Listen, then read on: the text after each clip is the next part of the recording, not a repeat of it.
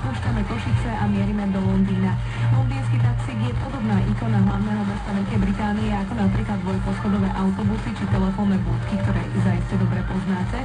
Preto sa rozhodli opäť siahnuť po tradičných tvaroch. Dizajn novej generácie vozidla pripravilo dizajnerské štúdio v španielskej Barcelone a štýlom, ale aj siluetou má pripomínať taxík ešte z roku 1958. Oproti predchádzajúcemu či skôr súčasnému taxíku vyzerá nižšie kvôli zníženým oknám, no ale na starší model odkazuje aj otváranie zadných dverí dozadu. Odkazujúcimi na históriu sa má skrývať hybridné pohodné ústrojenstvo s možnosťou nabíjať sa z elektrickej siete.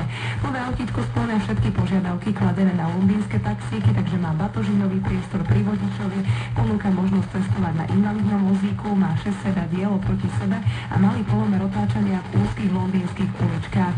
Na uliciach sa má ukázať v roku 2017, takže ak v najbližších rokoch plánujete nejaký londýnsky výlet, je celkom pravdepodobné, že sa ním môžete potom aj zviesť. Ak ste niekedy cestovali takým pravým londýnskym taxíkom čiernym s pekným nápisom, to mi určite dáte za pravdu, že majú svoju takú celkom atmosféru, ale aj svoje čaro. No a to prinesie aj nasledujúca skladba. Nech už bol dnešný deň akýkoľvek, my vám práve teraz na frekvenciách Rádia Košice ponúkneme Lovely Day.